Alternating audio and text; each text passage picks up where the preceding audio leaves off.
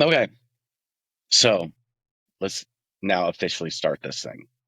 You want to take it? And yeah, this is the Tenfold AI podcast, brought to you by, sponsored by, endorsed by ProMode.ai, the first ever AI marketing platform for B2B businesses, franchises, marketing agency licenses available as of like a minute ago. But we're super stoked to talk about AI today and ProMode and startup land, Founderville, culture, all sorts of fun stuff in an effort to help regular folks, business owners who may or may not be super into AI, grasp more understanding, have a grid for it. Where should it fit in your mind? Where should it fit in your business? And just as importantly, where should it not fit in your mind and in your business? Hey, Matt, I'm Heather. Hey, This is hey, Matt. hey. We're going to Okay. get some handguns going on. Yeah. I'm just feeling loose. Okay. You're shaking when you did that. Yep, that's me. Just trying to get the wiggles out. Okay, so one of the things that we've been learning, so you said just yesterday, we've been really exploring this licensing path. A lot of people don't know that the underlying infrastructure of ProMode is sort of designed for, it is really designed to be steered by all different types of people. And the amount of strategy that I designed, like the amount of orchestration that I designed the application to have is like this super wide range. To me, this is one of the very interesting parts of AI is that sort of out of the box, really no understanding of communication strategy. The thing works. The thing it's like built to solve the problem of deliverables. And so then things like quality, strategy, voice, there's so many dials that can be turned up and down. We have been struggling to how do we communicate this fundamental essence of what this thing can do? Now, there are some words and some industries and some departments that we're kind of using as a proxy to talk about what ProMode does. One of those proxies that we are using to describe this is marketing agency, marketing departments, like marketing activities, marketing deliverables. And marketing is a super loaded word, right? Like it can mean, like there are a lot of organizations that we work with that to them, marketing is a department that takes revenue away from sales. Or then there are other people that might believe like marketing is the end all be all of a business, and that the better your marketing is, the more revenue your business is going to make. The truth lies in the middle of that somewhere for all different companies. Or that marketing is only lead gen. That's the only function of marketing, is bringing in inbound qualified leads that sales then immediately closes. That's marketing. But it's much broader than that in its true definition, and certainly in the way that we built it into ProMode. Yep. And these are one of the challenges that we have had is like, okay, how do we communicate the thing that ProMode does when everybody that we're talking to has a different reference point for what is marketing? So I think marketing is like the closest proxy that we have to talk about this thing. But like the fundamental underlying concept of ProMode is like, if you need anybody to know something inside or outside your organization, this thing gets it done fast as fuck and really accurately and really efficiently. So if you want to call that marketing, cool, call it marketing. If you want to call it something else, call it something else. But one thing that every company has in common is that things happen within the company, within the community, that people need to know about. Your customers need to know that they have a new salesperson or a new rep. Like, okay, if you want to call that marketing, cool. If you want to call that communicating with your customers, cool. But Promo does both of those things really, really well. You come out with a new product, people need to know about it. You go out and kiss a bunch of babies at a parade, and you want everybody to know how awesome your CEO is for kissing all these babies. ProMode does it. If that's marketing, I don't know. But Heather, you're the marketing expert. And so one of the things that we are going to start doing is you're going to start interviewing some people in marketing. And I think this will be great because it will give us a better understanding of what does marketing mean to different people? What does marketing mean to agencies? What does marketing mean to the people that have been in this world for, 2 decades, let's say. So we're going to open up today's show, and Heather is going to just share some marketing nuggets with us. There's some just cool topics I'm excited to dive Yeah. into. I'm But yeah, excited. take it, Well, take it. so I was gonna say, as you were just talking, I thought of a new visual that I hadn't thought of before for Promote, because you're saying like, how do we describe this? It's multi-department involvement that is really like that's super user pro mode status, right? Is when you've got HR dipping into it, sales, marketing, ownership, like you've got these different departments dipping into pro mode to communicate their purviews, right? Their respective departmental vantage points of the company. Like that's how you get the most out of pro mode. So as we're talking about that, I thought of, how most offices, especially, 10, 20 years ago, probably even today, have like a printer room in the middle of the floor. It's like a central printer room where you go in, there's all the printers, it's everybody coming in, right? It's each department coming in to grab their papers that they printed out on company paper, right? Pro mode, am I Yeah, crazy now?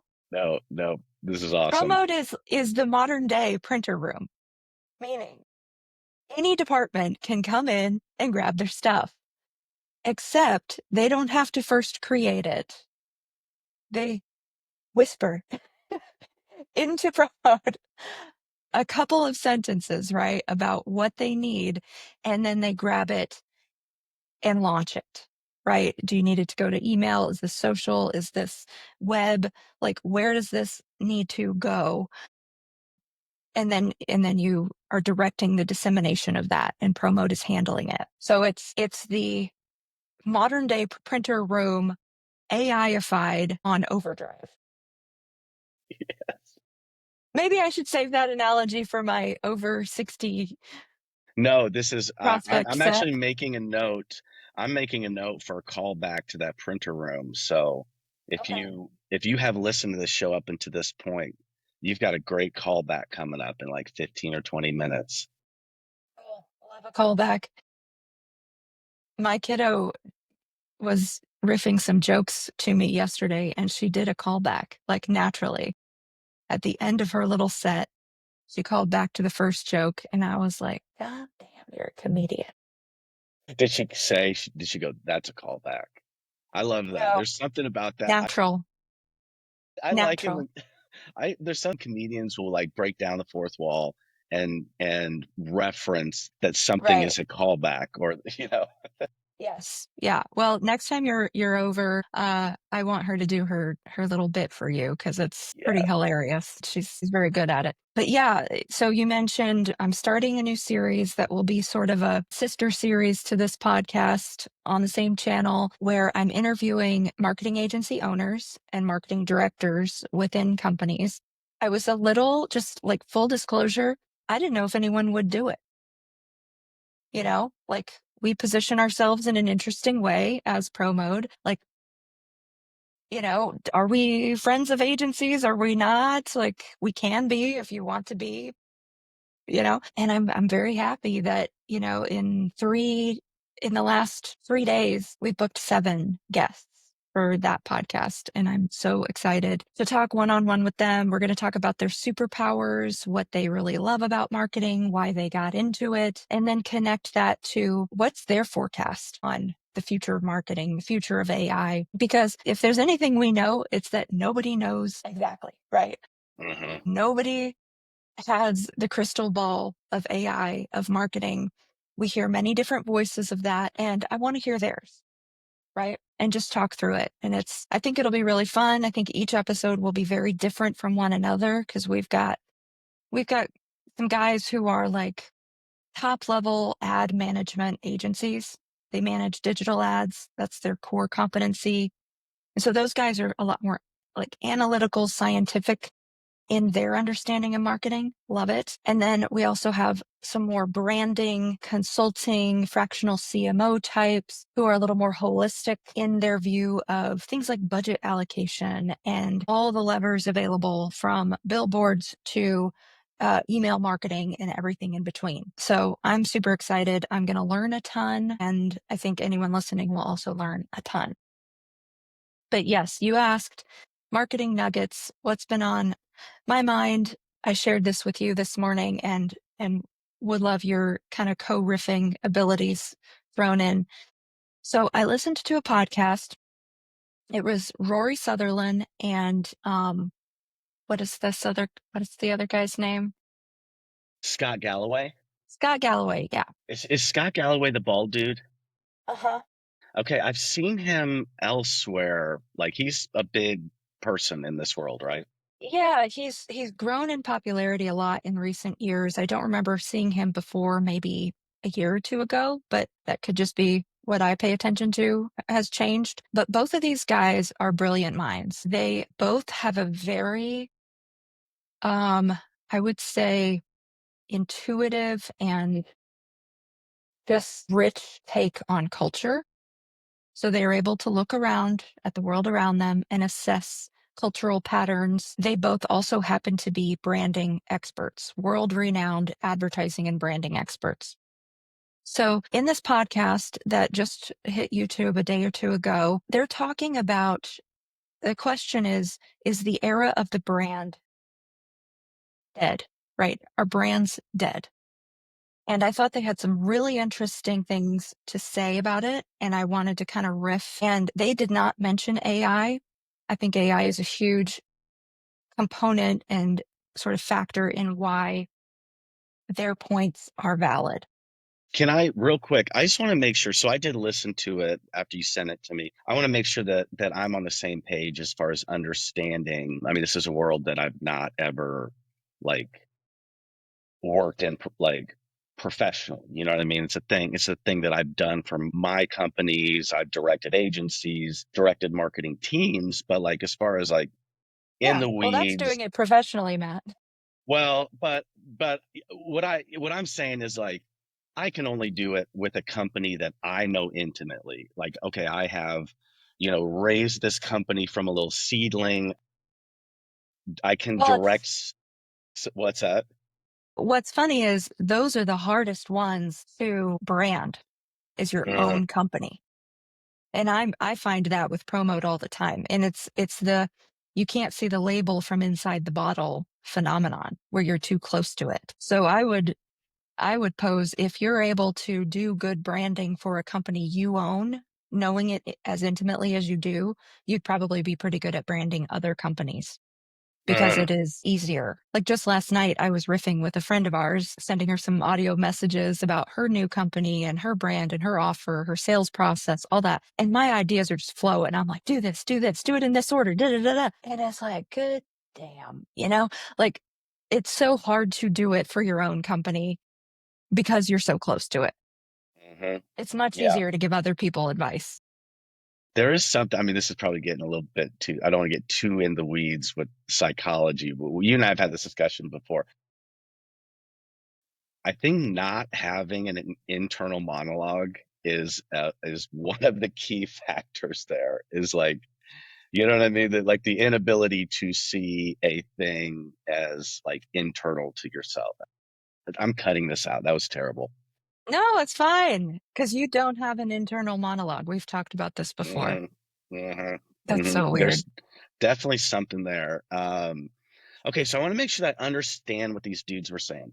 So they Mhm. were basically saying there was a time when a brand had equity. They use examples like Nike, Adidas. There was just that almost if I understand correctly, like the tactics of selling their shit did not matter nearly as much compared to the equity of that brand. And then they start talking about Google.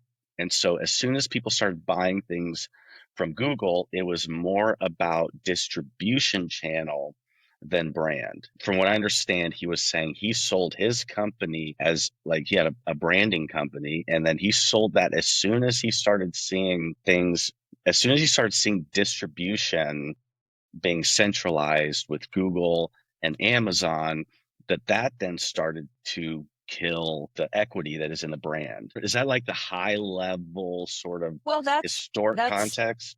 a good place to kick it off, I think. So first, let's talk about what is branding. What is a brand? You know, if you're in the mid market, something like branding might sound kind of foreign and kind of like a waste of time because there's a really good chance it is foreign and a waste of time. Like branding agencies will tell mid market companies all the time, well, you need branding.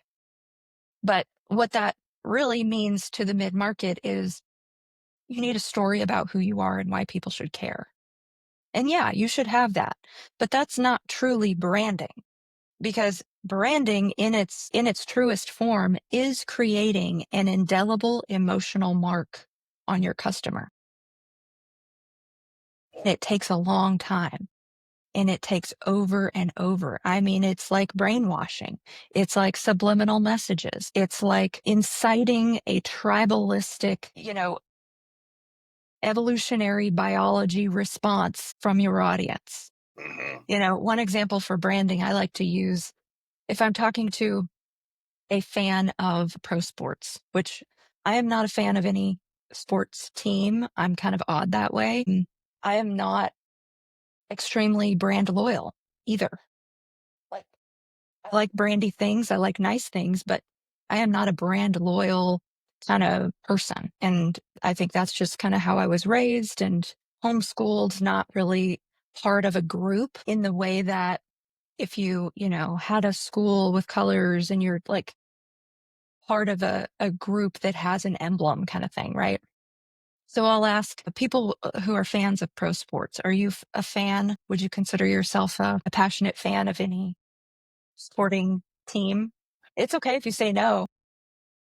No, no, not. I mean, no, no. A Yeah. lot of innovators, visionaries, disruptors are not. Like, did you ever have posters on your wall as a kid of sports people, even musicians, like people that you looked up Mm, to? Did you have? Porsche, Porsche. Okay. Like yes, I had a yes. I have always loved, like for me, yes. I do have vehicular brand loyalty. Like Okay. Porsche is a brand that I am like deeply in love with. Okay. Cool. Cool. Well, I'm going to stick with the pro sports analogy because this Hmm. works better and you'll see why. But let's say you're a diehard Chiefs fan, right? You're wearing, is that a Chiefs hat? I mean, it's Chiefs colors. It says Yeah, it KC, is. Yep, yep. kind of a Chiefs hat, right? So if you're a diehard Chiefs fan, I would say, okay, your team is on the field. Chiefs are playing full costumes. What do they call them? Uniforms. Yeah, Hmm. uniforms.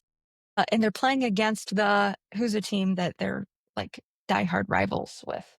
The Maybe the Patriots, Broncos. the Broncos. Okay, yeah, it's okay that we're both clueless on this. The point will still stand. So they're playing the Broncos, Chiefs and Broncos. At halftime, they all take their jerseys off and helmets off and switch with the other team. Who do you root for? Yeah, phew, I don't So know. I guess almost it depends on if you know the guys playing somehow, if you like have loyalty down to that person, but then no, then also like trades happen all the time. Like right. you've got guys that will be playing for one team, the next season they'll be playing for another team, and then that town loves that dude that they maybe hated him the year before, and then they're like, well, Exactly. he's one of our Yeah. assholes now. Exactly. So almost every sports fan that I've asked this question to over the years, and I've asked, I don't know, probably a couple hundred people. I would guess. That might be too many. 100. I've probably asked 100 people this question. Almost all of them have said, we would root for the Chiefs, meaning the jersey. That's branding. That is branding. When you have a tribal affiliation to a mark. Yes. Okay. Yeah, that's very interesting because the thing that you're describing doesn't happen in real time as you're describing it, like at halftime. But, for example, like my in-laws are all like multi-generational Chiefs fans and through down to like the 7-year-old, you know what I mean? But the thing that you're describing has happened like over over the course of 5 to 10 years, teams are switching jerseys, but like that there is a generational affiliation, that there are different Sure. people down there. So that, okay, that makes a lot of sense now that when you say it that way. Yeah, okay. I get exactly what you're saying. Yes. So in the world of marketing, brand loyalty like that is the pinnacle of marketing success. It has been the pinnacle of marketing success. So what these guys on the podcast, Rory Sutherland and Galloway, the point that they were making is that those days are over for consumer brands in particular. So they mentioned Nike, they mentioned Adidas, well-known brands. What they're saying is consumers are exposed to way more information than they have ever been. And not just exposed to information, but especially in the age of AI and AI search, they're exposed to deep levels of product research, of reviews from places like Reddit, right? Like you just bought what, like a skateboard engine or something? Mhm. Yep. Is that what an engine? I don't know if you say engine, but yes, a new motor and batteries. Yeah, Yeah. And I know your process for finding that was intense. You very were, much. yeah, probably on the dark web looking up things on the specs for this stuff. And you're more apt to do that. Like you are more interested in the inner workings of the things that you buy than the average person, I would be willing to bet. But this is why we see so many new brands coming up, like in every category, on cloud tennis shoes, right? In the last couple of years. How were they able to grow and expand in the midst of giants like Nike and Adidas? It's because we live in an era where you have to do more than just buy ads. Because the way you would brand a company in the old days, like before, I don't know, early 2000s, mid 2000s even, the way you would brand a company is with very expensive ad campaigns. And the ad man running the show was the god. Like in any large marketing agency, the top ad man was the shit. Everybody wanted to be him. That's the Don Draper, right? The Don Draper was the ad man coming up with ad concepts because a single ad concept could change the trajectory of a company almost overnight.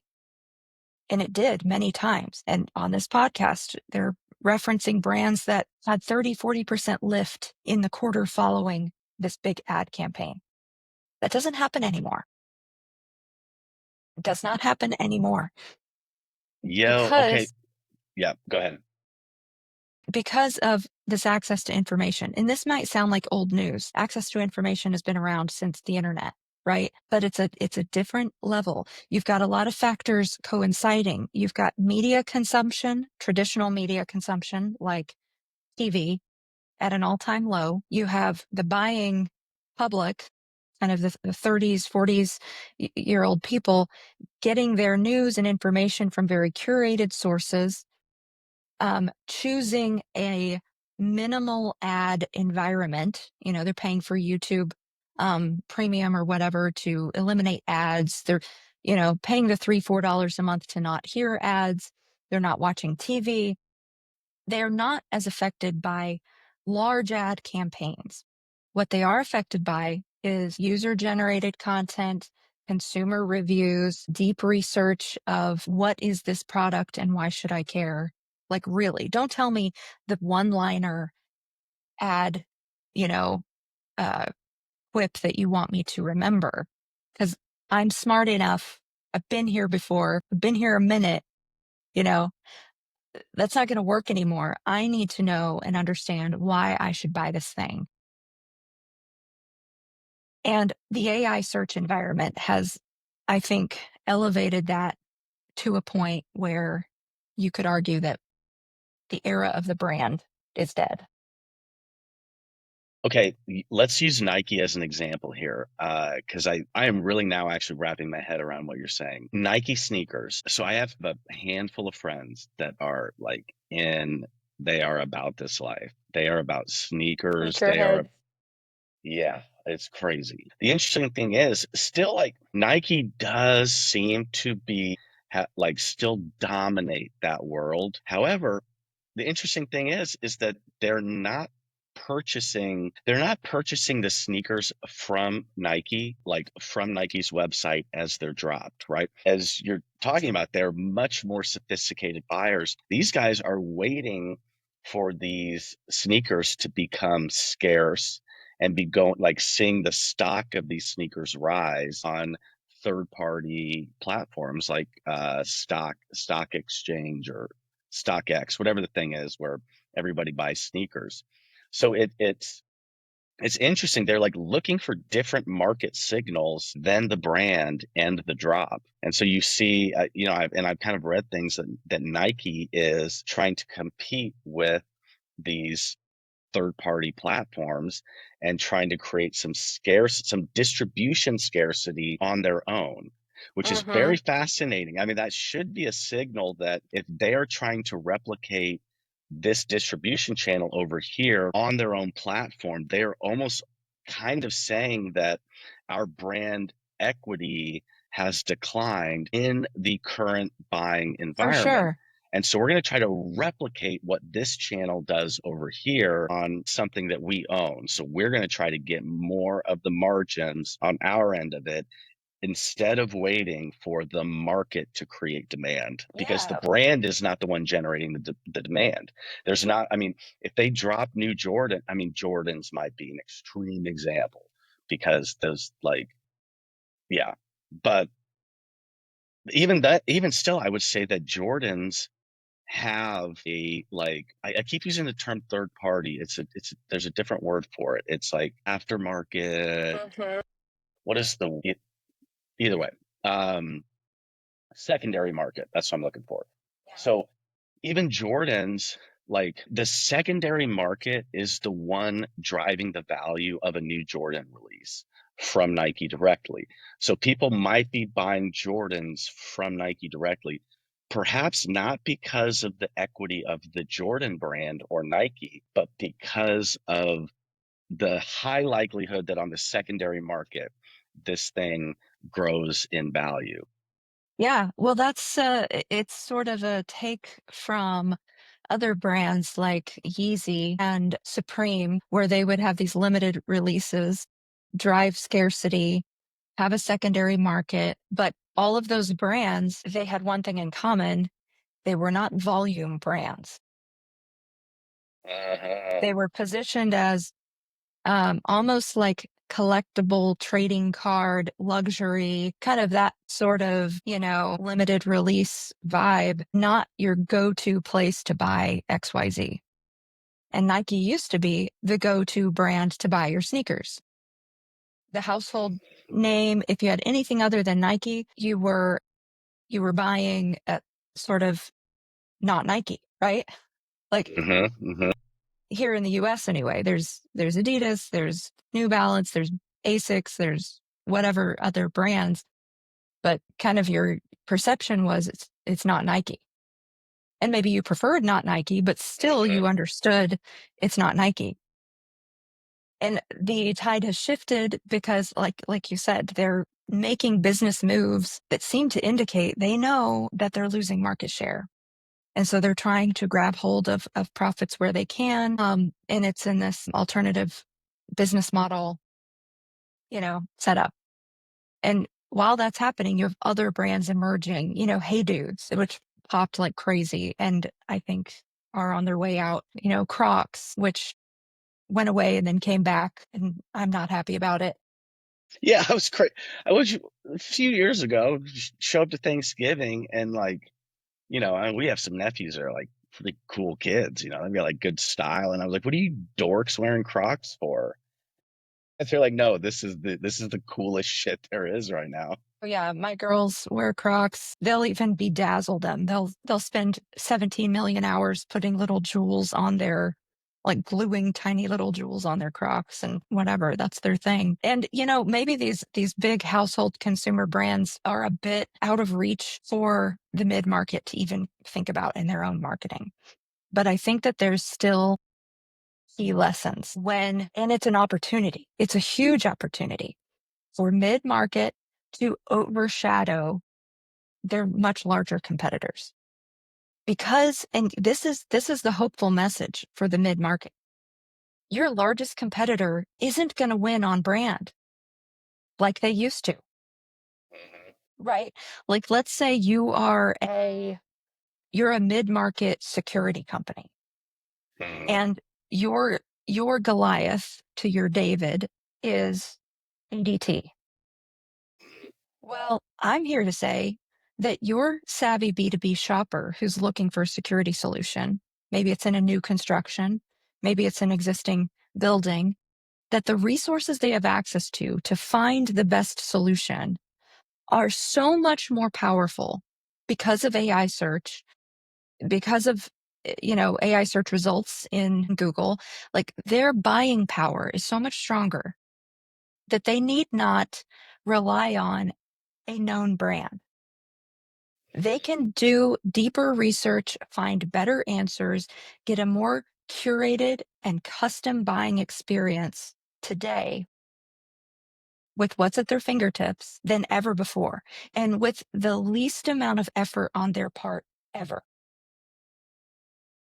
Right? So they don't need Mhm. to be a super nerd who cares to research everything and know every detail. They only need to be just smart enough and just interested enough to say, we really don't want to fuck this up. Let's make sure we're talking to the people we need to talk to. And it also emphasizes how important things like customer service are. Because guess what? When they're doing that research and they say, okay, look, Watchman Security in Kansas City actually seems to have the solutions we need and they're right here. Wonder if they're jerks to work with or not. I'll call them. And they also say, but we should really call the big guys. Let's call ADT just to say that we did, right? We vetted out the known quantity here. And if your service is far better, and that's immediate from the first time you pick up the phone, if your service is far better than the big guy, you got a real shot Yeah. Yep. at winning that business that you wouldn't otherwise win. So then the question is, how do you become relevant in that buying process? When people are searching, and I'm not talking about SEO, I'm not talking about writing a blog that mentions what you do and paying an agency $2,500 a month to do it.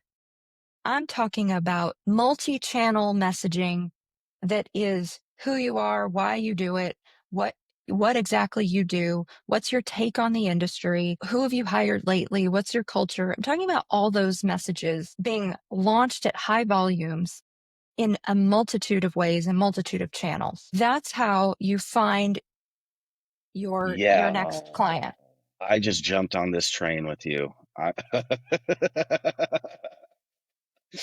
sitting here, I'm like, oh, I hope my brain can catch up with this. Okay.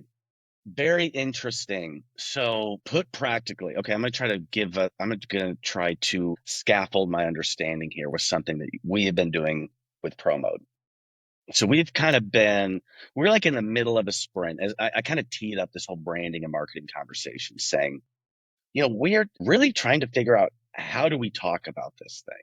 Because it is like, again, so we've been thinking about, well, how do we brand this thing? What are the words that we're using to talk about the solutions that ProMode provides? But hearing you talk just now, this is really the exercise we've been going through. We have been like, let's organize the sentences that our customers use. Let's organize the sentences that prospects are using. Let's like coalesce all of this real information that we know will be a pretty close approximation to what a new prospect will be searching for, what they'll be thinking about, the problems that they have in their head. We're like really trying to learn these things. So if we're to frame this between what you're talking about right there, like researching customer service, reviews, all of this type of stuff, and branding. So like branding to me is like, well, we're just going to guess and hope what this thing might be. We're going to make some educated guesses. We're going to workshop it. We're going to get up at a whiteboard and take all of this time to roll this thing out. This new era that you're describing to me, I mean, not to put in a shameless plug for ProMode, but really everybody inside of an organization has real emails, has real phone conversations with customers. There's moments when there are happy customers that experience a relief from the problem being solved by your solution. And so it seems that like branding is being replaced by seamless distribution of those like real world, like real words, real sentences, real emails, real phone conversations. How do we translate that into evergreen assets that somebody else who might be having these same thoughts, these same problems, they will now have the ability to come across this messaging, which makes sense culturally. Like we are now like isolated in these hyper specific niches of interest, and we can kind of like live inside of these worlds. I mean, I live in a Reddit world of electric skateboard parts. That is, every time I open up that app, that is just the entire world that is presented to me. And so if you are a brand and you are trying to get into that world, you need to be able to know how do people think about my product? And that is a great way to do it. And you need a fuckload of volume of distribution. And you need You to be do. able to you need to be able to get a Reddit post into a messaging campaign instantaneously. Yeah. The other thing this podcast pointed out was that brand is a shorthand for value, for a sure experience. So an example, McDonald's, right? If let's say you're traveling to another city and you're hungry, well, before 5 years ago, I guess ish, you would just say, well, there's got to be a McDonald's around here somewhere. And you would just look up where the closest McDonald's is. You don't know anything else about the area. You don't have any recommendations, right? So I'll just find a McDonald's. It's a shorthand to what I want. I know what I'm going to get. It's not going to be great, but it's going to be exactly what I expect. Cool. Now, in the age of AI search, you can go so much further than that to get exactly what you want. You can say, my wife and I are traveling. We're looking for the best burger in town. We want an old timey vibe, and we're going to want to walk around afterwards and check out some shops. Like you can detail the experience you want to have into ChatGPT, into, an AI search, and you can find exactly the place that gives the experience that you're after. And that's just as a consumer, not even, high ticket B2B purchases, right? So if your content supports the story that your prospect wants to create for their reality, you match, right? So imagine, what do you do really, really well? What are your top stories of success, right? What do customers love about what you do? Talk about that over and over again so that you're not only attracting your next client, you're attracting your next best client who wants you for what you're great at and who isn't asking you to work outside of your capabilities and all the shit B2B have to deal with all the time. Right? Be the go-to for your ideal client. And you do that through consistent, multi-channel, multifaceted storytelling that is informing AI that's then informing your next best client. Like, this is how the customer journey will change. So that things like brand, things like slogans and taglines and ad sets thrown at perfect intervals are going to matter less and less, which kind of gets us to the democratization factor of AI. Yeah, you don't no longer have to manufacture a story. That's the You don't thing. I have think to manufacture a that's story. that's probably going to be the biggest mindset shift for most business leaders is that we do not have to manufacture a thing that looks cool or professional or like these guys or like those guys. We need to just, this is who we are. This is our personality. I mean, there are enough, like, this is the amazing thing about a free market is that there is a key for every lock. Like, there are enough keys to fit enough locks always, no matter the industry that you're in. The only limiting factor is like, how much money do you want to make at this thing? Like, you can, I mean, there are businesses where you could have 50,000 customers and not be making much money. There are other businesses where you could have 5 customers and be making a shitload of money. So, like, put the money aside, it is like, how many keys for how many locks? There's a free market always has an equilibrium of keys and locks. And so now you do not need to try to portray yourself as a different type of lock. You know what I mean? It is, hey, here's the lock. Who's got a key that fits it? Right. And I think the byproduct will be the companies with the best products and the best service that deliver the best outcomes will win versus the companies that have the biggest ad budgets. Right. Because that's the other benefit of having a brand is that your product can kind of be, you can kind of like skimp on product a little bit or a lot bit, depending on who you are. Right. Like you can cut corners, cut costs. Like what is McDonald's today compared to what it was 30 years ago in terms Well, of oh, value? you brought up Hey Dude. I mean, like, Hey Dude is a perfect example of a brand that just blew up. I don't know if you've ever tried to wear Hey Dudes and do anything moderately robust. Like, any robust human movement done in a pair of Hey Dudes, those things are getting shredded. You know Uh-huh. what I mean? It's it was a surprise. You know what I mean? Like, that's a perfect example of, like, if you have like brand virality, that some things, but then if all of a sudden the if the message becomes, or maybe that opens the door for another company to come in and say, like, the style variations of Hey Dude with like the robustness of like Keen, for example. Like, I'm Mhm. familiar with the shoe brand Yeah. Keen. You know what I mean? Those things, you like drop those things, into a nuclear wasteland, and they're coming out Mhm. okay. So, it opens the door for things like that. You can then create this new marketplace where you have Yeah. good quality with the other thing, and you can distribute that store just easily. Yeah. Yeah. I think Hey Dudes are shoes for people who don't know what they want. Because, like you said, they don't fit the requirements for any activity. They don't let your Mhm. feet breathe. So they're not, like after you're done whatevering outside kind of shoes. They fall off your feet. They're not rugged. You can't, like, they're not good for anything. So they're I shoes will for say, people who don't know what they want.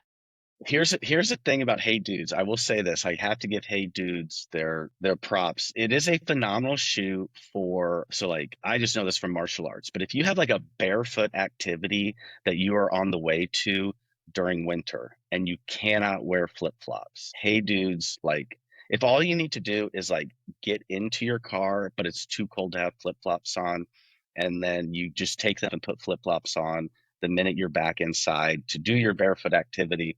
Hey Dudes are great. Yeah, I think that's UGG territory.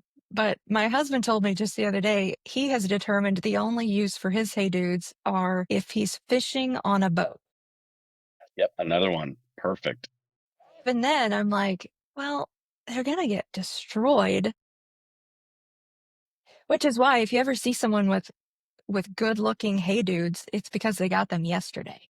Like,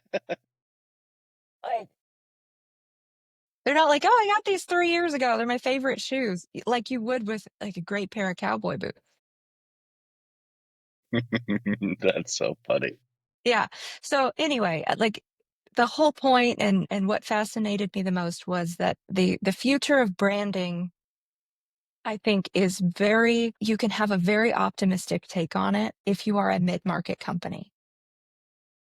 Double down on your storytelling, your content creation. And I don't just mean your fluffy marketing stuff. I mean your your deeply technical stuff that makes you you, that your clients actually appreciate and like about working with you. Document that, use AI to facilitate the documentation of that, and use AI to get your message out far more than you ever have before. And I really think that's the future of the great mid-market company who does great work. They have a great product, great service. That's how they will take market share in this AI democratized space of open source AI. Use it. Because what Hmm. used to work for your big competitors isn't working so much anymore. Yes, absolutely. Yeah, I've gone through like I've gone through the process of like working with professionals to brand companies before. And so I had enough understanding going into it of what I would need to be prepared for. And one of the things was like prior to going through this, got just like everybody that worked for me, everybody that had sold a thing, everybody who had gotten a great email from a customer, great feedback. I went into our Google reviews and I just copy and pasted every single thing that I could find. And this is before we had like machine learning or anything. So I couldn't really do this automatically.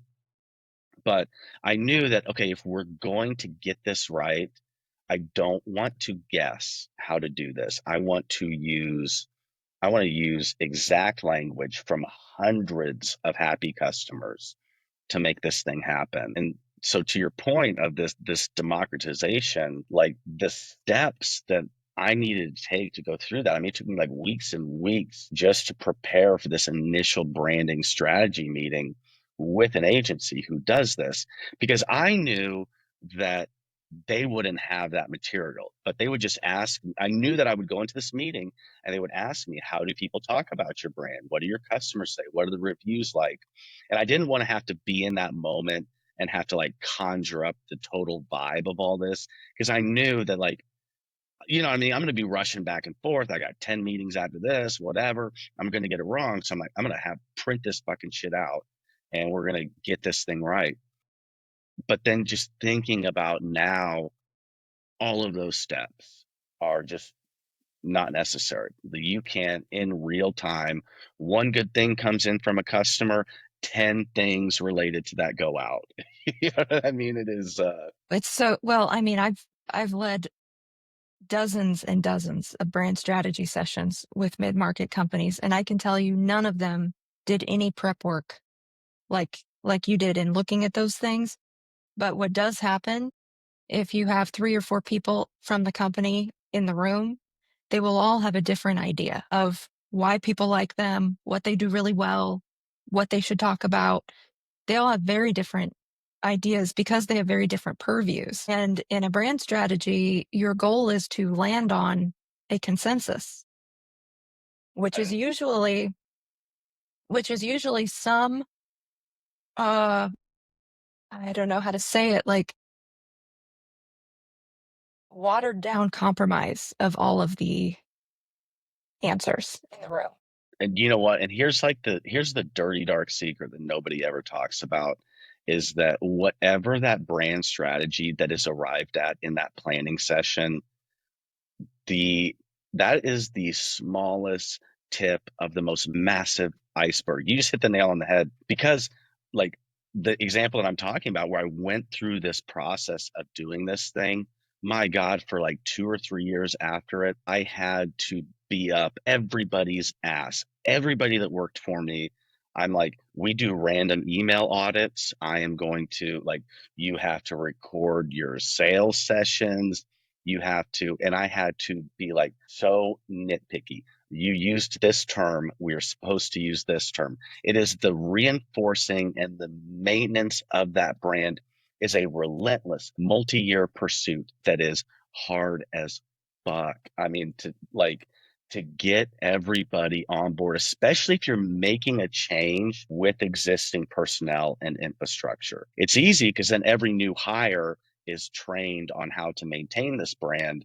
But boy, it is such a ridiculous, just persistent pursuit to maintain that brand that you spent all of that time building. And Mhm. again, like as far as the maintenance of this thing is concerned, you bring up a phenomenal point. I mean, not to like, again, another plug for ProMode, but like this idea of we're all leaving this strategy meeting, we have some level of consensus. It is so hard to get people to do something consistently over multiple weeks to where it becomes a habit that they do forever. Now these systems are built into it to where if there is every single letter that comes out of this company is filtered through this thing that we have all agreed upon. Mhm. Yeah. Very cool. Very Okay. cool. So, well, I was going to ask, we've been talking very like theoretical, big brands, big picture forecast kind of a lot today. Do we have any practical AI tips Well, yeah. that folks can use today that I can use today? Hmm. I have a We sure couple do. anecdotal things I've been doing with ChatGPT just for fun. Yes. Okay. So today I'm gonna share how to we're going to use ChatGPT. We're going to just show how can you like put ChatGPT on steroids. I want to frame this a little bit with something that is it's a real thorn in my side, and this is the M dash. Okay. I have to give you props, Heather. You do a good job of when you're doing prospecting, you have to buffer me and my thoughts and some things that other people say. You do a You great know, job of it. my superpower is diplomacy. Yes, it is. It is. Yeah. So first, can I tell folks what an M dash is? Yes, please. Because I didn't know. I had never heard that term before. So a prospect uh, mentioned that if she ever sees an M dash in content, to her that is a dead ringer of AI content. So an M dash is a double hyphen. And now that I've said it, if you're listening, you will see them everywhere in AI content. And I was like, what the hell is going on? Because I read a lot. I mean, I have read hundreds of books in my life. Like I'm a well-read human. I don't know if I've ever seen an M dash outside of AI content. But in my research and doing some digging, everything I found said it is not an indication of AI content. It was going around TikTok for a while and some other places, Reddit probably, like, hey, this is a telltale sign of AI content. But then many authorities were like, no, it's not. Like it's not an indication. And I'm like, okay, if it's not technically an indication, people have never seen an M dash outside of AI content, then it is an indication. Mhm. Am I wrong? Okay, so I'm gonna tell you this is how I learned about the M dash. This was going on almost 10 years ago. I had done a okay, so this is actually kind of related to I was doing a lot of writing at the time. And this was actually right in the middle of kind of doing this whole branding exercise. And I made it a point, I was like, I am going to publish one blog a week. And it would be like not for SEO, not for anything. And it's just like, how do I think about this? Like, why am I just so, and for a little bit of context for everybody, like my my superpower is like I can build businesses really well. Like from like launch to like 5 years, is a thing I can just really do automatically. And so generally how I've like approached my entire career is like, what is a thing that is just capturing my attention? You know, it's like industry agnostic. What is just something I'm very fascinated about right now? And like, okay, is there a reasonable possibility to build a business in here? And like, can I support myself independently? That's kind of like my primary goal in life. Um, and so and so I was like, okay, what I need to really get at the heart of what makes me interested in this thing. And so I wrote about it. So I would write every single day, set a timer for 20 minutes. At the end of the week, I would publish a blog post about it. And there's a lady that was working for me at the time. Her name is Holly. She was an English major. She's a phenomenal writer as far as like proofreader goes and everything. And so then I would have her like, hey, give us a proofread before I publish it. And my writing style is very much like auditory. You know what I mean? So when I'm writing words, I'm hearing those like as I'm reading the words, it feels very auditory to me. And so I write in a way that has pregnant pauses that would be there when you're actually speaking something. And so I would incorrectly use like dot, dot, dot. What is that? Is that ellipses? Yeah. Yeah. Um, or parentheses is something that I would overuse incorrectly. So I would put what should be the reader's internal monologue, I would put in parentheses. And so Yeah. I would start an idea and then I would be like, here's how you should be thinking about this. Here's the conclusion of the idea. And she told me, she goes, an M dash. This is what an M dash is for. It is interrupt, like it is to interrupt the beginning of a train of thought, provide context, conclude the thought, right? So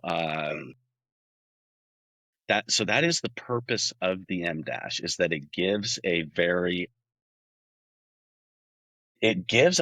human conversational style to your writing.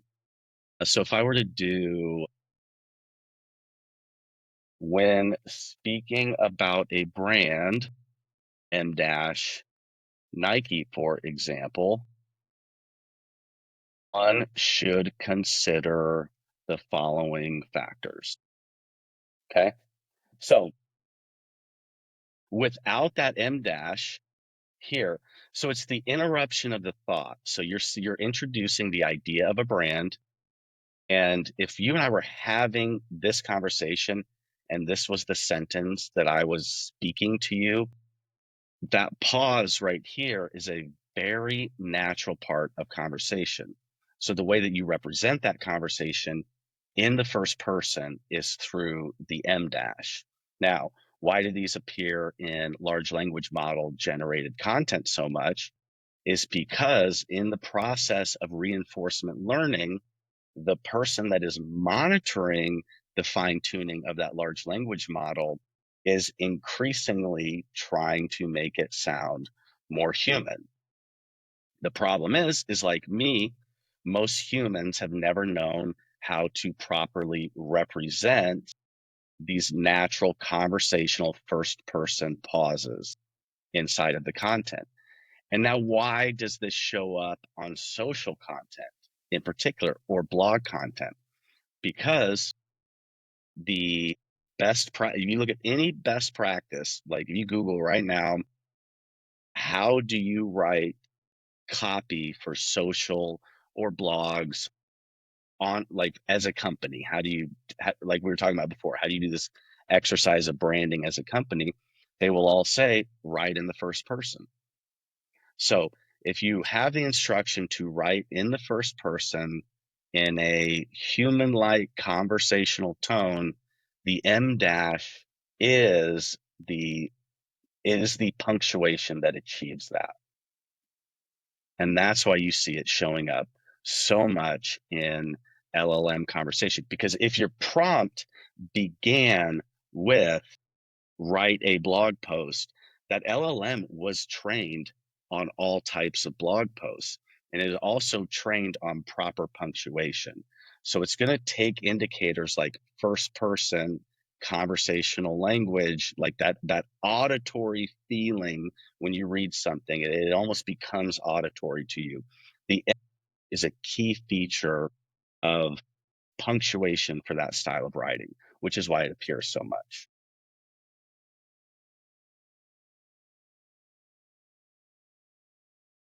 Uh, okay, can I? Mhm. Doesn't matter if it's right. I agree with you. It doesn't matter if it's grammatically correct. It matters that humans don't use that. Mhm. So either humans will start using it because we are exposed to so much AI content that we will take a cue from AI, change our way of writing. I don't think that will happen. I don't even know how to make an M dash on my keyboard if I wanted to. I think it is. I You do just it. hit the hyphen twice. I do it so automatically. It is nope. It is Looking at my keyboard. option or alt. So if you're on a Mac, it is Option Shift Dash. Never. Hmm. Would never. It's like communication in general. Communication is defined by understanding. Otherwise, you're just talking or just typing, right? So if I use a word that you don't understand, or if I'm talking to my kids and I use a word they don't understand, I'm not communicating. My word might be the perfect word for that moment because I know what it means. I understand the context. Or if I'm speaking to someone who doesn't speak English very well, right? I have to change my mode of communication, my style of speech to connect with them and communicate in the language they can understand. So whether it's right or not, grammatically correct or not, I think is irrelevant. What matters is that it is received as valuable content with as little disruption to that experience as possible.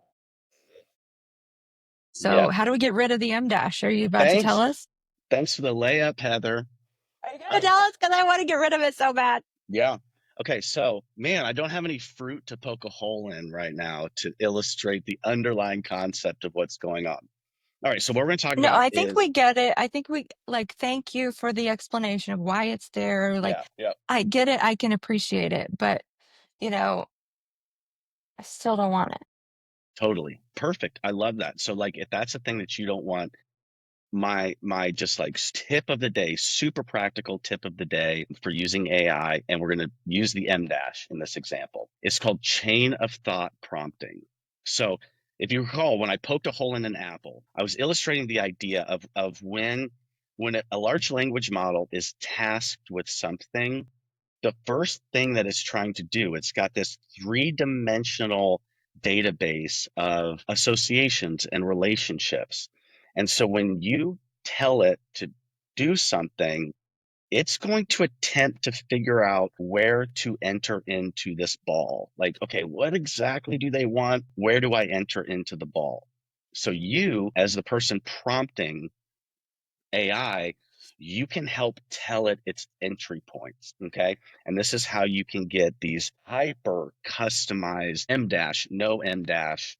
Like you can get things just so dialed in to how you want it by helping direct the LLM on where to enter into its database and where to find a good cross section of exactly what this person wants me to do. So this is called chain of thought. And when you're doing chain of thought, you're really trying to narrow the possibilities. So if you think about a shotgun, you're shooting a shotgun, BBs everywhere, versus a sniper rifle. You're trying to find the balance between those two things. So if you find a lot of your AI content is coming out just loaded up with M dashes and you don't want them in there, it's just because you're using a shotgun. You desire maybe like, well, I don't know why I'm using all these gun references, but like let's say that you are looking for like a 9mm handgun style response, but you're kind of not letting the tool know that that's what you want. So it's going to output a shotgun for you, and in that shotgun blast there might be a lot of M dashes.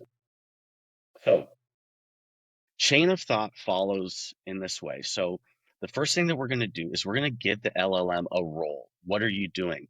That is the entry point into this three-dimensional database. You are a fill in the blank. As a fill in the blank, your task today is to do X. And then that's getting inserted a little bit deeper into that database. And then you're saying, so instructions. So like, what is the actual task, or what are the instructions for this task? And now it's starting to make some turns inside of this database. And we just want a nice, clean line moving through this like sphere, essentially. So you roll task instructions, guidelines. So guidelines are where you would say use a lot of M dashes, don't use any M dashes. And here's how I want, and then your output instructions would be, here's how I want this formatted. And then if there are any guidelines here, you would include that. So let's go through this exercise right now. So I've got ChatGPT, I've got 4.0 pulled up here. I'm going to say, let's talk about something. Let's see, you are a branding consultant. Your task is to write 500 words on why Hey Dudes are the most versatile shoe on earth. Let's see, we've got instructions, right? So we go instructions, write in first person, conversational, moderately humorous. Ooh, I spelled humorous like a Brit. Okay, so now we've got guidelines.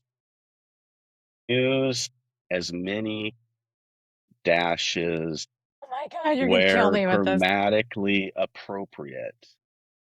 Output your response with bullet points, paragraphs, and short readable sentences. And then we're going to go, do not include additional comments, only include the text. Okay. So now we're going to go ahead and get our response here. First M dash, Mm-hmm. second M dash, third, The mullet fourth. of the shoe world. Oh, that's brilliant. 5, 6,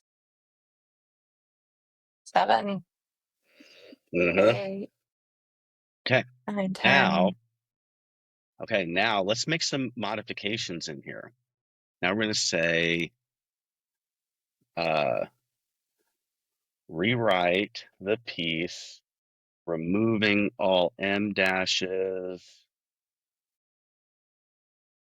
use proper punctuation otherwise.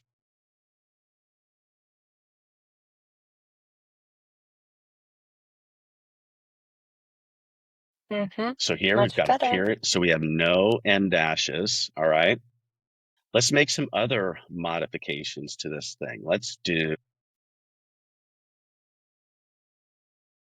write this piece as HTML in a code block with inline CSS compatible with WordPress. Okay.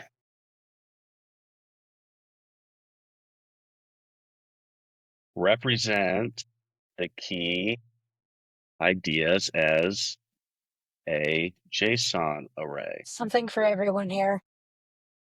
So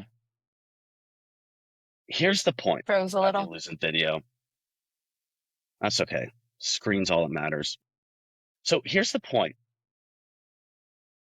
If you're talking about the output of AI, you don't understand LLMs. Because, right, like I had no idea what I was going to put in here. I didn't even know we were going to end up talking about Hey Dudes today.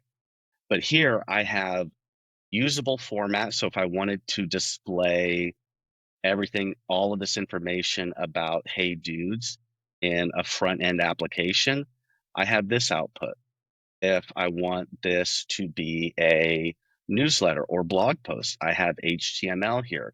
If I don't want any M dashes, I can do that. If I want a bunch of M dashes, I can do that. If I don't specify output, I get what I get, right? But this idea of chain of thought, what you're doing is you are beginning to understand that this thing is it's a language calculator. I talk about this all the time. And so my goal would be for like, I mean, for us, it would be like marketers or people that are doing branding, whatever the case may be, is to like, you're using a graphing calculator to do your algebra. Like the modification of output is so versatile to where we just had code output from this text that we had come out of it, M dash, no M dash. We have it an outline represented as JSON. These things, when you begin to see this tool as a language calculator and you begin to learn how to prod at the essence of how these things work, magical things happen, right? So it's when I find myself, or when you find me getting really frustrated by people saying, oh, well, this, just the output isn't that good. And it's like, it's the calculation. The calculation is the only thing that matters here, right? It Right. is, It's like saying this calculator's output sucks. It's like, ugh, well, the numbers were yes, wrong because you didn't give it all of the information it needed. Like, it couldn't calculate your net worth because you didn't add in the value of your car or what, like there was an input error somewhere. exactly. Exactly. So I think that, like, just as a practical takeaway, I think that if anybody is using ChatGPT to do anything approaching, even if you just give yourself that basic structure of just that chain of thought prompting, Uh-huh. you will begin to see that, oh my gosh, I can I can have a certain task that I want to achieve, and the manner in which this model achieves my task will be entirely different just based upon how the instructions that I give for each step of that chain of thought. As far as like the practical tip is concerned, and when you do it in that order, that is sort of the hierarchy of how these machines work. So you're starting from, if you're just thinking about a logic tree that branches out with that role prompt, that's the first branch of that tree. And then task, there's like, sub branches and sub branches. But starting it off and just following that in order as a template for yourself, then I think will just dramatically improve the output that you experience. And then you'll begin to feel like it there's an intuition, there's a vibe, there's a feel, there's an art to this where you kind of begin to intuit the calculations that are going on behind the scenes inside of this model.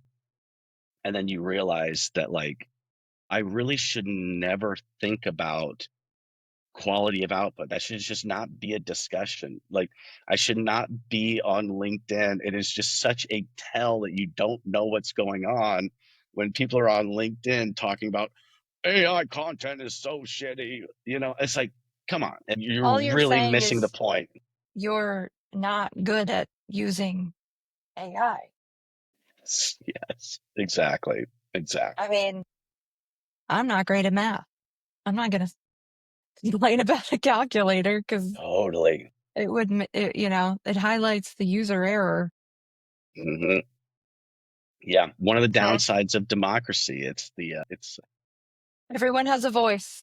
Yes, exactly, exactly. So that's like, yeah, chain of thought prompting, just on a practical level, all the joking about the M dash aside, it really, and I could have it in this, I could have, you know, as far as the guidelines, I could have given it guidelines to, like, write as if you're a first grader with all the requisite misspellings, incorrect grammar, poor punctuation. I could have had that output. I could Shakespeare, write this. I do that quite a bit. Like if I don't know, like sometimes people will recommend like really dense books to me, like the Kybology, which is like hundreds of years old, like Hermetic principles. Oh my God. So I'll have ChatGPT write it at a sixth grade level, and I'll specify I want a 20-minute read with key takeaways that address, and I might tell it a little something about maybe what I'm struggling with, or because why that person suggested that book to me, right, was Mhm. usually directed at a conversation we were having. As it relates to this conversation, you know, at a That's sixth grade brilliant. level, like make me get it. And I did this before an interview, a podcast interview with someone who wrote a book. I hadn't read the whole book. I'd read about half of it. And I, asked ChatGPT to give me a summary and then several poignant questions to ask the author of that book. And it worked really well. Yeah, there's endless uses. I found a TikTok video the other day where this woman just said, tell us your ChatGPT uses, the most impactful ones. And I saved it. If you had TikTok, I would send it to you because there's thousands of comments of, I used ChatGPT to do this, to do this. And it's just fascinating to see what actual people are using it for. Like one lady said, my 2-year-old wouldn't sleep through the night, would wake up screaming every night. I asked like 3 different doctors. I did tons of research online, could never solve the problem, laid it out to ChatGPT, and it suggested give your kid a high protein snack before dinner because they're having a blood sugar dip at around 2 a.m. Mhm. Solved it. Solved the problem. Wow, Right. wow. So just tons of stories like that. And of course, the more obvious things like helped me start a business and laid out the plan and all of that. But it's fascinating to me to see how people make it their own and kind of get benefit from it. That is it. There is an ability to make the thing your own. I mean, even you could, gosh, like you can, well, I mean, this is like what ProMode does. I mean, it is, uh, so like all of these chains of thought are built in, like, it's like fucking hundreds of them are built into this entire system. And then, as far as making the thing your own, there's like snippets of code that are injected there. Like we all know what it means to like build a great brand strategy, for example. Like that is well worn. That is like a well worn path. There is a that can be templated. You know what I mean? And so then, as far as making the thing your own, like this is what Promo does. This is like we have hundreds of finely tuned models that, like, where this chain of thought, they've been trained on some of the materials from some of the greatest brand strategists in the world. But then how do you make it your own? then we're like zipping snippets of code, bing, bing, bing, bing, bing, in this like large pipeline of all of these LLMs. And so that and then it's just the solution is then built into the system. So you can account for all of these things, like where I have to sit here and be like, use less M dashes, use, 42% less M dashes. Well, that then is taken care of by zipping code into the appropriate places in these sophisticated pipelines. And the thing, because what you don't want to do, and this is where I think marketing, messaging, communications, branding it's shaky ground, because you don't want to have to rely on a person that knows how to do that always being there doing that. Because like I said, there is an intuition, like ChatGPT is designed to output something that surprises the person using it. Like, holy shit, this is a lot better than I thought it would. Where people get frustrated is if they've got something in mind on the back end of it and it's not coming out. It's like these are just very broad models that are designed to where like people go to it and they're like, damn, this did a pretty good job of doing this thing. It's not production ready though. And so if you don't want to end up in the vulnerable position of having somebody that knows how to get ChatGPT production ready. That is an attack vector. That is a point of friction. If that one person needs to massage every bit of messaging coming from a different department, they need to massage that particular messaging for that particular department for an audience that thing is going out to. We're in the same position that we're in today if that's how you approach it. This is why we are just like constantly railing on about AI infrastructure is the important thing. It's not tools, it's not output, it's not even output quality. It is, what is the infrastructure that needs to be in place that has all of the dials for all of these things, and those can all be So good. turned and anybody can go in and make the thing happen. Well, just to kind of piggyback on that, it's like the less you know about what you're asking ChatGPT to do for you, the more impressed you'll be with the output, right? Which is why when marketing agencies use ChatGPT, Claude, Gemini, whatever tool they're using to create content for clients, they give it to the client because it's passed the agency test. They're like, yes, this is a blog of proper structure. We know what a blog's supposed to look like. But they know far less about that company than the client. And so it's rejected. And the client says, this looks like a robot wrote it. And the agency says, I don't know what you mean. It looks good to me. It's because you're not intimately associated with that company. Oftentimes the copywriters never talk to the owner.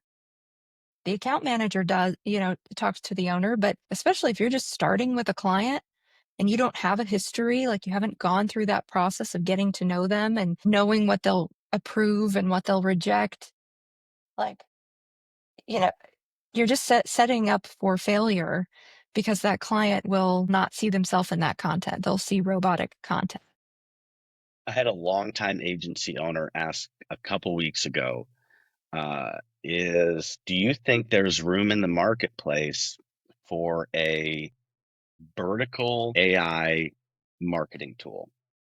And I said, absolutely not. It is not going to, like, subject matter expertise is no longer a factor. And so that's like still, and when he asked me that, I was like, man, this is still kind of in that it's an old way of thinking, because like how an agency would typically think if we vertically integrate into guitars, right? So we are the guitar marketing agency. You have solved the chasm that you just described, right? So you described the chasm between copywriters having subject matter expertise and the business owner who has subject matter expertise. So if you vertically integrate, well, then you just kind of close that chasm a little bit, like maybe close that by 50%. And I told him, no, not at all.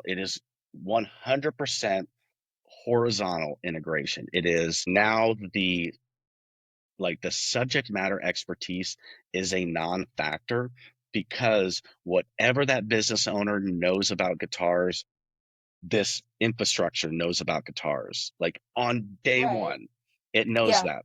And so then what are you looking for? You are looking for what is the scale and volume horizontally. So now the problem to be solved is in output, not in input. If input is handled by infrastructure, it is what are the horizontal needs of output across like guitars, printers, desks, monitors, fully horizontal. And we can say that for all direct consumer online guitar sales, we can guess that the horizontal needs of output are going to be similar. And so I was like really trying to convey to him, literally subject matter expertise is fully out the window at this point. It is a non-factor if you have. He was talking about software, so I'm like, yeah, you're considering building infrastructure for this thing. I'm not talking about Chat GPT here. But yeah, it's like this is exactly where we're at. The infrastructure exists for output. So we're going to enter into this world where departmental solutions, AI infrastructure is all going to exist in these horizontal slivers, because needing to niche to industry is absolutely unnecessary at this point. Yeah. Well, the opportunity though for an agency to license ProMode is if they have a vertical, right? I'm thinking, yes, in software, the vertical or the horizontal makes all the sense because the infrastructure is the same. Like subject matter expertise doesn't matter. But for an agency, if they have subject matter expertise for things like strategy or creative direction, they can own that category and use this horizontal infrastructure for the things that they need, right? To be their production department, but they can sell to that vertical on Yes, yes. expertise, costs, and their experience working with that vertical. So that's what we're telling license candidates. It's like, because we have some that are spinning up an agency specifically to use ProMode to serve them because they're like, hey, for the first time, I can deploy an agency like that because I have this large network that all happen to be in the same industry. I know a lot about that industry. Cool. This is the missing piece, the production at scale at a cost that you could never touch with human staff, right? So you only need lean on your channel of industry folks, sign them on and service them using ProMode. So you hit the nail So on the head, we're and not that's why. vertical, they are. Exactly. Exactly. And so what is the benefit?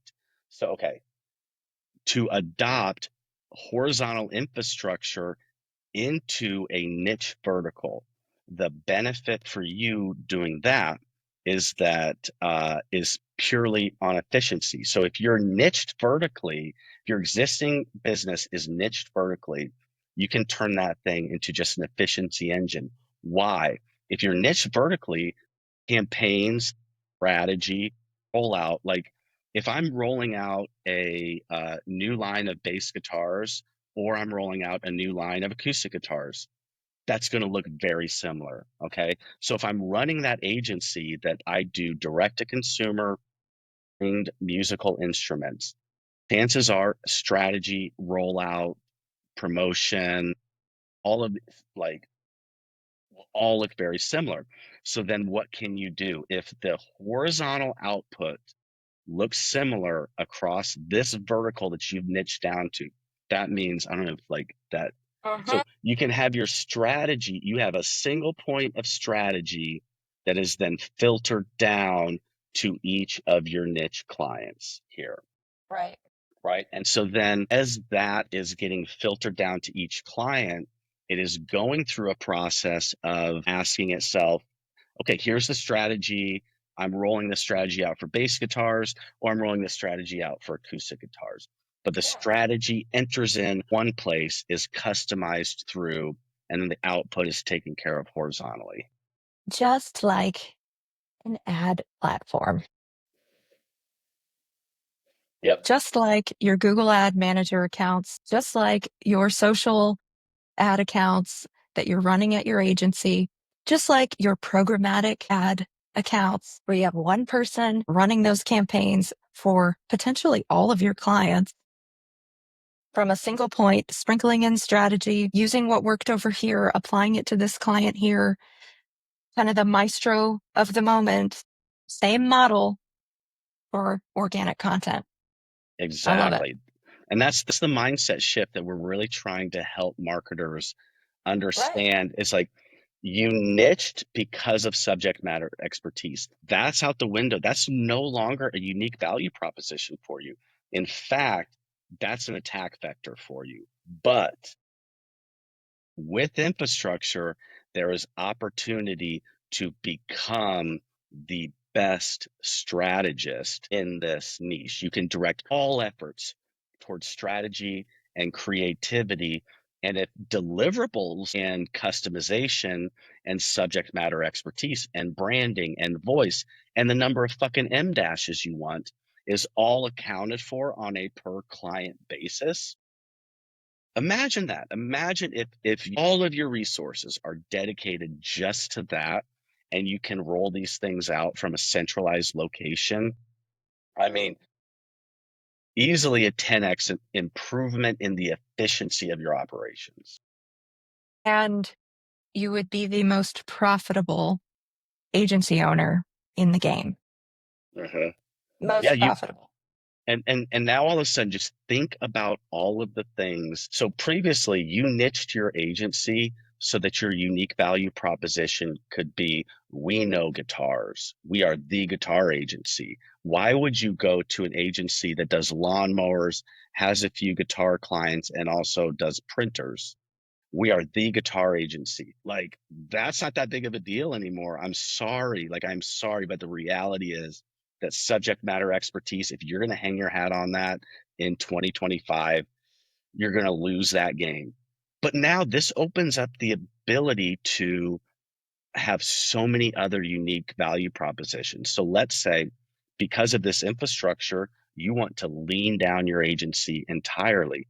Guess what? Now you can start to compete on price if you wanted to. I'm not saying that, like, personally, I don't know if that's a good business strategy or not, but if all of a sudden you are like half the price of your competitors, do a volume play. If you want to be a high volume, like churn and burn, compete on price, do that. If you want to go the opposite direction and be like, all of our resources are dedicated towards creativity.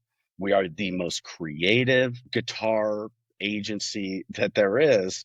And we will market, like, if you are a cool guitar company and you are looking for a unique idea that is just completely out of the box, come to us. And then you as the agency, you don't have to build all of this human infrastructure to be creative. You just need a few people with cool ass ideas feeding something into the top of that. If you want to be strategic, that is the same. So now instead of just saying, well, we really know guitars really well, you're never going to know guitars better than your customers. There's not a thing that you could tell them. It's a shaky ground to build a business on top of. But now you have all of these unique things that the customer doesn't have. You can create things that your competitors don't have, and it, like, just become super profitable. Lean down, like, there are all of these options now because of AI. Mhm. And so I think that if marketers can maybe get out of the headspace of subject matter expertise, get out of the headspace of quality of output, M dashes, let all of that go. Look at what are the unique value propositions that this technology opens up to you that you do not have access to today. Love it. Very cool. We covered a lot of stuff, and maybe the energy was a little frantic at points, but that's kind of where we are right now. That's our brand, this frantic That's energy. our brand is everything's on fire all the time, Yeah, and we're hanging on for dear life, but we're excited. Well, this has absolutely. been the Tenfold AI podcast. Thank you, Matt. I'm Heather, brought to you by ProMode.ai. You know that. Check us out. We'll talk to you later.